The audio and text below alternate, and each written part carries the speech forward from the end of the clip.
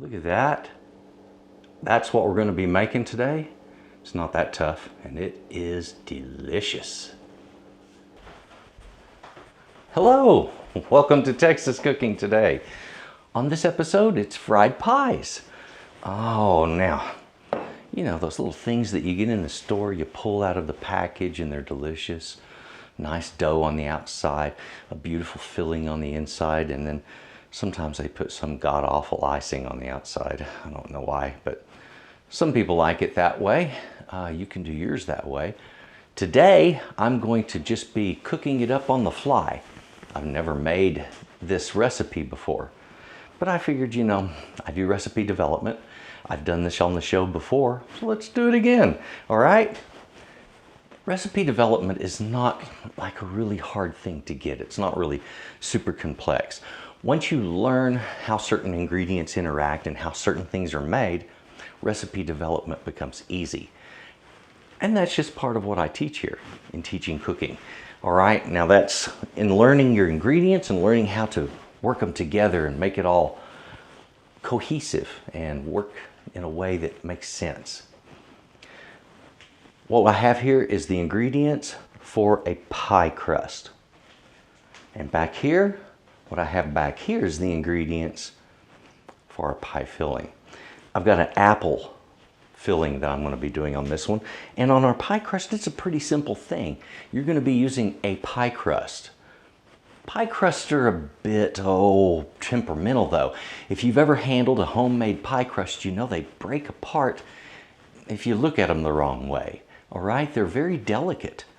So how do you get a pie filling inside of something and handle it and get it in the oil and it be a pie filling? It can be done. What we have to do is just work on activating more of the gluten. It makes a slightly tougher dough. It's not quite as flaky, but it's still very good. And when you fry it, it will come out excellent. So what we're going to do here in this development is make our dough. We're going to make our filling.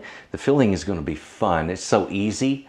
And we're going to discuss things people do in fillings. Sometimes people macerate the fruit. I don't feel that that's necessary. Fruit comes with its own sugar built in. Why should I add more? All right, I like the flavor of the fruit as it is. I don't taste the fruit and go, ooh, that's just so tart, I want to add sugar to it. I don't do that. I complete the fruit because I enjoy that tartness. That's why I got these Granny Smiths. Now, if I wanted a more sweet pie filling, I wouldn't use the Granny Smith. I would use maybe a Red Delicious or a Fuji. That would be a cool choice. I like tart, so I go this way. So that's, you know, differences in different ways people approach this. So we have our fruit, we have a thickener, we have something to flavor it with, and we have everything for our dough. Come over, let's get started on this. It's really easy. Okay, pie dough, simple enough. Let's take our flour. I need to put it in a big bowl. I need a bowl big enough to work in, and that's usually a lot larger than the size of dough you're making. The idea there is it gives you room to work the dough without it flying everywhere, okay? Now I have a couple of other things here. My pastry blender is out here. I'm gonna go ahead and put the salt in there. Pastry blender is this thing. It's got wires. Sometimes it looks like little bars, like little knives running across here. And that's sort of the idea. You want something that breaks the fats, these, into smaller pieces while they're in this. Okay, so we use this thing and it does that. It slices through those. Now, mine has been around for about 40 years. I bought this when I was younger. And so I've been using it a very long time. Once you have one of these, they're forever.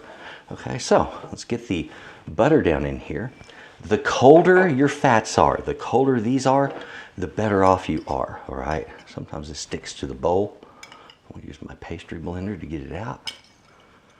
All right.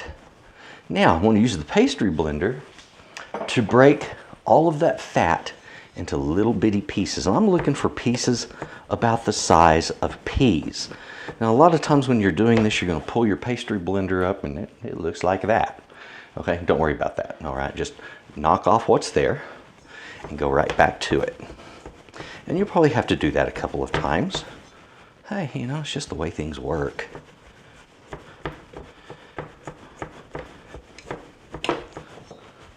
Now the idea of this, if you've ever seen the way a puff pastry is made, they take a dough like a white bread dough and they put butter on top of it and they fold the dough over it. And then they fold it again and again, increasing the layers. So you have butter and then dough, butter and dough, butter, dough. Each time they fold it, there's more layers. And they refrigerate it in between doing that. And the whole idea is to keep the butter from becoming absorbed by the dough. All right? We got the same basic thinking here. I don't want my fat, I don't want my lard to be so warm that it starts melting into the flour, or the flour starts becoming a part of it in that way. Okay, so we want to keep cold. And the idea there is it again forms those little layers, not quite as uniformly as a puff pastry does, but it is in the same thinking, okay? Now, there we go. Now I'm getting that down. Look in there. You see that? I'm getting this down to where we've got almost pea-sized pieces, and it's really kind of very crumbly, and that's what I'm looking for right there. Little pieces of fat. And now I'm going to turn all of this into a dough, okay? And we do that by gently adding a little bit of milk, not a whole bunch, not all of it, just a little. I put in maybe 2, possibly 3 tablespoons there at the most, if that much. And of course, it's not coming together yet. I need a little bit more. What I'm doing here is I'm activating some of the gluten in the flour. Now what happens when you activate gluten? It gets sticky. Okay, you hear that's what makes bread dough stretchy. Gluten. Okay, there we go. Now look at this, it's starting to stick together. That's what we're looking for. Let me set this aside. Let me see if I can get this to compact into something that'll hold itself. Now you see right now, it's making a good pie dough. You see how it breaks apart when you squeeze it on the edges? That's what you're looking for good pie dough. And that will make a super flaky, wonderful pie dough right there.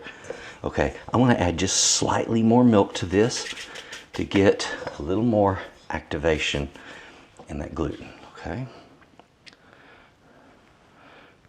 And I have to admit, I didn't expect to use a full half cup, but that's coming closer to it than I had thought might happen. Okay, there it is.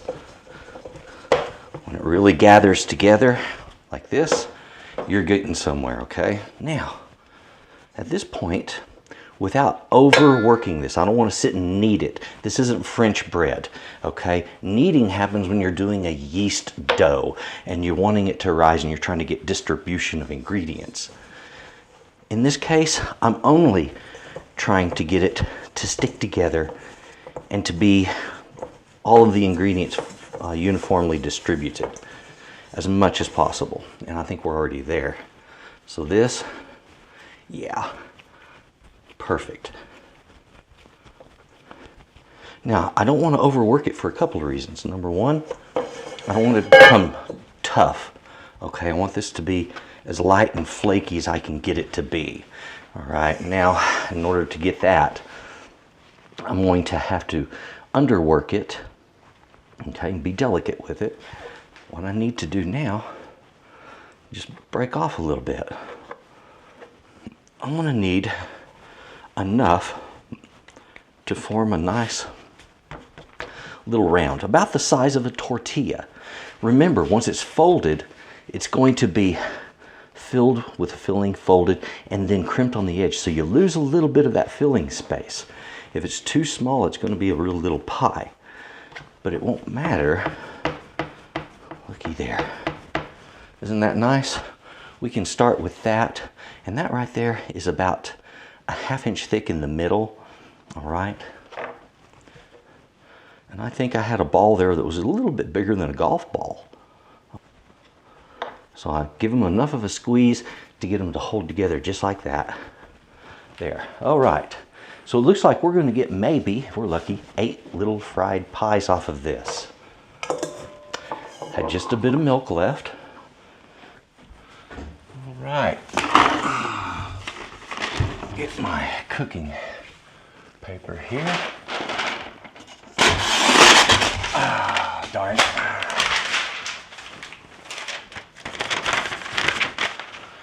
There we go. I think. There we are. For a minute there, I was thinking I might need to sharpen my knife. Imagine. Alrighty. I guess I could do that with a knife, right?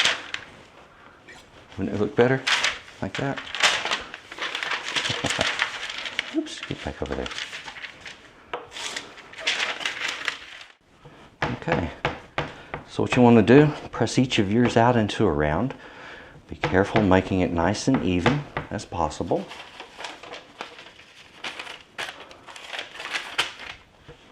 That's all you got to do right there. So I have all of these done. And remember, we're not having to be super pretty about it. These get rolled out, okay?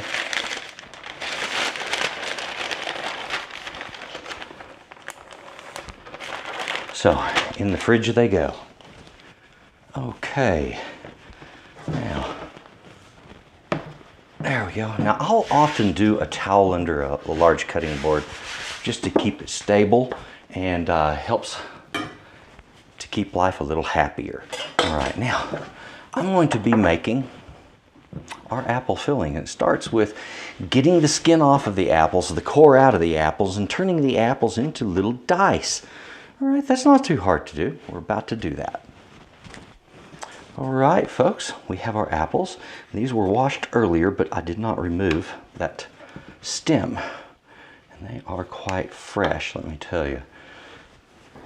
Okay, this is a vegetable peeler. These things work great. If you want to peel an apple with this, it'll take this thing out in no time at all, okay? And they're safe to use. If you've got kids, this is really the better way to go. Although, these can still cut you. Do not underestimate one of these peelers. They'll take off a good layer of skin. This is a neat knife. This is very similar to a paring knife, but if you'll notice, the blade on it is just slightly curved, slightly rounded. And as a result, it gets into the curve of the vegetable a lot better. And that's what we're going to do right here. All right, I went ahead and washed my hands.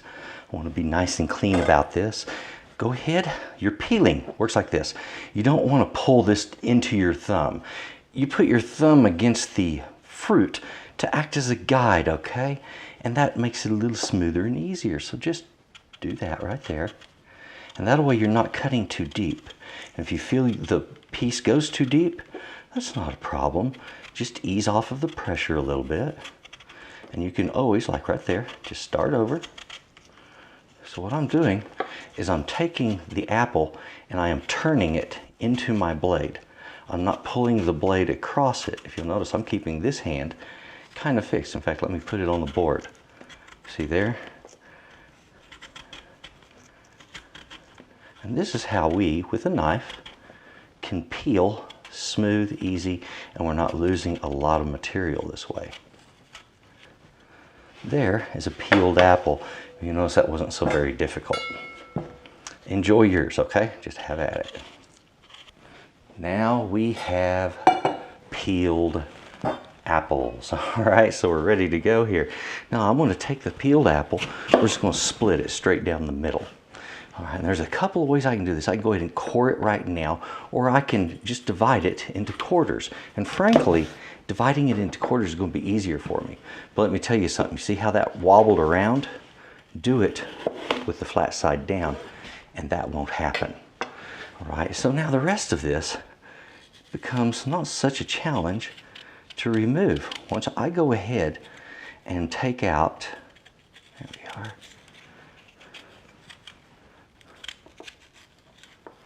Once we quartered it and we've taken out the difficulty, we're ready to go. Isn't that simple enough?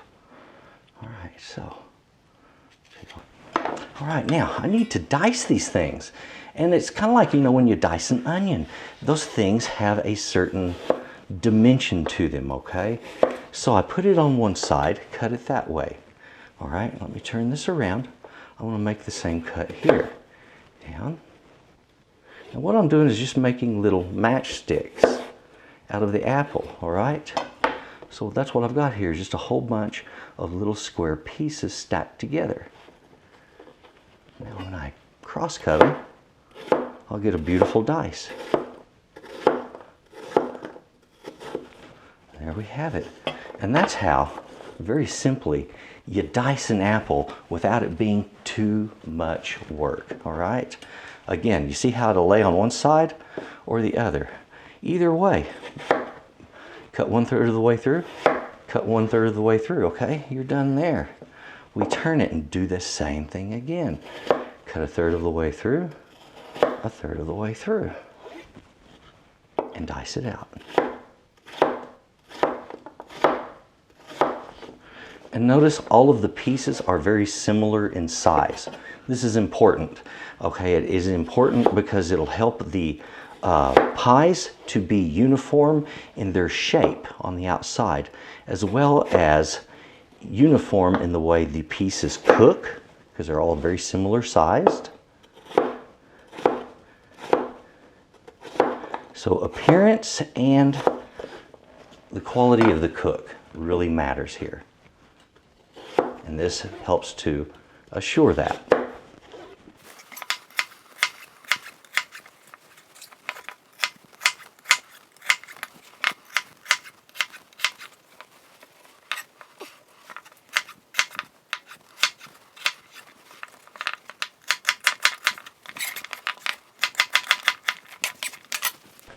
Okay, apples are ready to go. Now right now, I've got this lid starting to get a little heat coming through this pan here. There's a thick base on this guy, let me tell you. So it's going to take a moment to heat, and as soon as it comes up in temperature a little better, I'm going to lightly coat it with oil, very lightly, hit it with those apples, and we're going to start cooking them down. I need the apples to release moisture. Once they've released moisture, I can then thicken the liquid that's there so we don't have a soupy mess when we make our little pies. Let's see if our pan's gotten hot. It looks like it's getting there. You see how some of the water is skating around back here? That means that part of the pan, the outside of the pan, has hit that kind of Leidenfrost temperature there that causes that vapor barrier. So I'm going to pull my flame in just a little bit, and that way the center of the pan gets better heat. But at this point, I would say I'm ready to start cooking.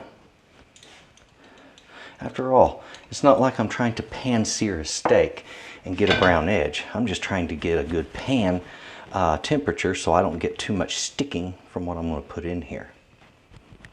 Okay, and that's sort of the idea there.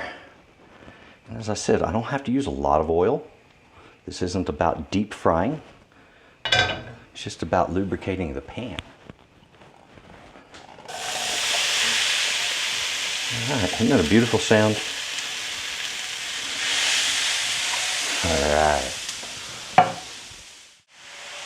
All right, let's add a little bit of salt. Doesn't take a lot, folks, just a little bit, all right? And I'm using allspice here. You could also use cinnamon. You could use cloves. You can use a little bit of nutmeg if you want. So if there's a preference that you have with apple pie, go with that. So if you notice, I'm using a very, very light dusting. That's all. Because the majority of what I want to taste is this apple. Oh yeah. Okay, we'll just let this cook for a bit. And I want to be cooking this over about a medium heat, medium to medium high. Of course, on my stove and on this burner, that is a pretty hot temperature. Now, we'll notice I've got good cooking here, a little bit of browning. I don't really need that. But if you notice, I don't have much moisture here. Okay, the outside of my apples have gotten rather moist and they're soft. So I'm not going to have to worry about a lot of excess moisture. I am going to go ahead and use a little bit of this cornstarch. Not a lot, just a part of it, okay? Only need maybe a teaspoon or teaspoon and a half. Now I do that because as it's being fried, I want something in there that's going to help pull this together, act as a thickener. And I can turn off my temperature now. There we go. See how I've got a little bit of darkening in the pan? Don't worry about that. That's all flavor. And in this game, hey, you can't be afraid of flavor, right?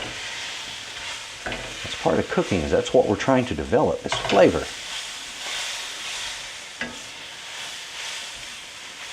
All right, and see how some of the apples are breaking apart just slightly and it's become soft? That's just perfect. Now the idea here, I don't need a undercooked filling that I end up having to cook in a little bit when I fry my outside. All I have to do is now cook the dough. The filling is ready, okay? Isn't that simple? Nothing more to it than that. Okay, let's get on with this. I'm going to need some water here in just a little bit to make the gluten in the flour a little more sticky. Okay, I got too many thoughts at once. That's the way that works. Okay, a little bit of flour on our board, like so. We'll put down our dough, and I'm just looking to roll this out. Now these have become fairly firm in the fridge, all right? So be patient and gentle with them. And they will roll out just fine, but be patient. Now, watch what I do. I'm gonna flip him over. I don't want it to stick.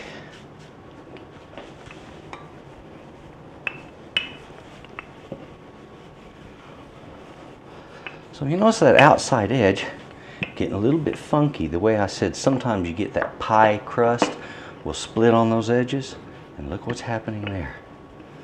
Hopefully we can keep these together. And that's really, you know, a matter of, did I use enough liquid in this or not? Well, we're going to find out soon enough. Okay, it's about the size of a tortilla, you know, one of those corn tortillas. All right, and it's about the same thickness too. I need a little bit of filling on this. Let me get a spoon. Like this here. Now I'm going to go ahead and make one, and this filling is still a bit warm, still steaming. But I'm going to do one of these just to kind of demonstrate what we got going on. Now, if you notice, I have a dry crust here, and nothing is going to stick if I fold that over, all right? What I need to do is make sure that everything sticks well. So, the thing about flour, wheat flour has what we call gluten in it. Now, gluten is a protein. When proteins become wet like this, they become rather sticky, okay? And that stickiness causes it to work like a glue, okay? Now, work that around there. A fork crimping is done like this. You don't have to just mash all the way through it. We're just gently working it. And in a minute, I'm gonna pull out a little pasta wheel. Also, a pizza cutter will work. So either kind, just a cutting wheel, or a very sharp knife also will work. So that's what I have here, is a nice pasta wheel. I'm just going to take this, and we're going to drive it right around the edge here. That way we get something. Mine's not perfect, but hey, guess what? It doesn't have to be. There we go. That, when fried, will be delicious. All right, time to get our pies down in the oil. Now my oil temperature right now is 325 degrees, okay? You notice how I laid those in away from me? In case there's a splashing, it would splash in that direction and not toward me. Now remember, we already cooked our filling. The only thing we got to cook at this point is the outside. Okay, so we're basically cooking our pie filling, or our pie dough, and the filling's already done. As soon as the dough's done, we have fried pies. How easy is that, right? The ingredients that I started with when making this dish today are, I began with 3 apples. Those are good size apples right there. They're not smallish, okay? So they're medium to large size Granny Smiths. And just a little bit of allspice, a light dusting on that compote as we're making it, as you've seen. And then it doesn't take a lot of thickener. I began with a total of a tablespoon of cornstarch. And all you need on salt, folks, is just a simple 1/4 teaspoon, nothing more. That dough, I used about a 1/2 teaspoon of salt. And on the lard and butter, about 1/3 cup each on my lard and butter. I began with a 1/2 cup of milk. And of course we used just enough till we get the dough to come together, as you've seen. No more milk than that. So it's kind of hard to measure the dough, as it's going to be relative to the flour that's fickle. The couple of cups of flour is what I used, 2 cups of flour there, to make a very simple basic dough.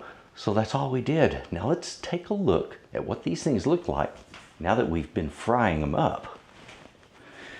Earlier, I had one of my pies that had a tear in the outside of it. So I took and made a patch, just like a tire patch, and I put it right across the outside of that tear. Now, watch what I do here. This is another way to get these in the oil. And I might have torn that again, we'll see. And I had this one, that it also had a problem, so I made a repair on it. There we are. Very simple. We're going to give that time to cook. They're going to come out looking like these right here. Oh man, those look just too delicious for words.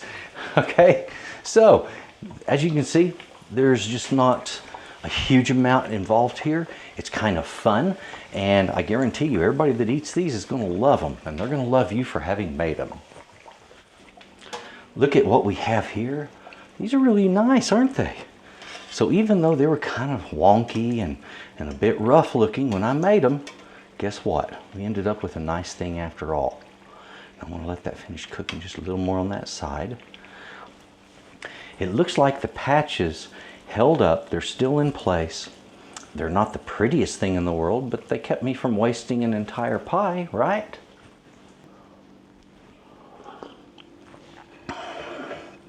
They came out pretty nice. Some of them are still pretty warm. I just broke the corner. That's how light and flaky that is. Look at my crust. Look how flaky and open and porous that is.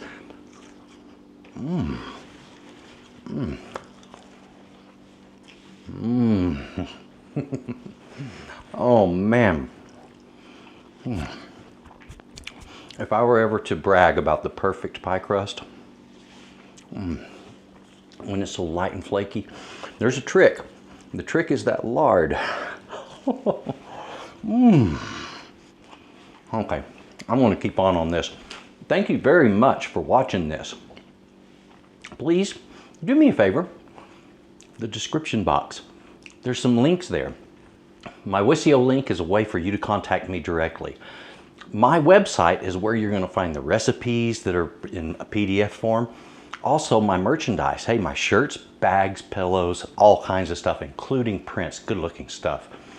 Take a look at that, it's really cool. I really appreciate you watching this. And folks, please enjoy your pies. You worked hard for it, and they're worth it. You folks have a good day. Bye-bye.